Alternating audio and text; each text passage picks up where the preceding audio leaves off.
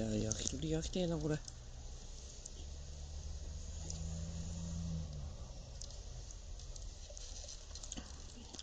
これで網置いてベーコンの炙りとかうまいよね。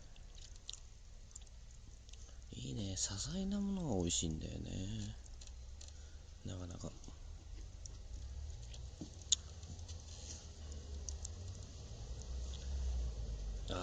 これで秋だったらサンマもいいな。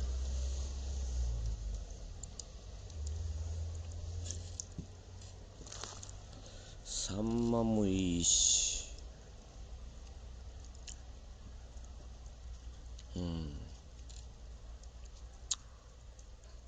寒い時はあったかいものはうまいからな。飯盒炊飯、飯盒炊飯もいいか、なかなか。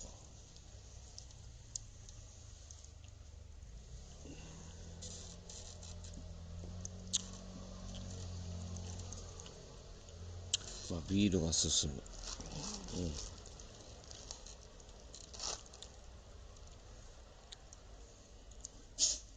今鬼滅の刃が流行ったからホムラって感じか。これ炎と書いてホムラ、おおって感じかな。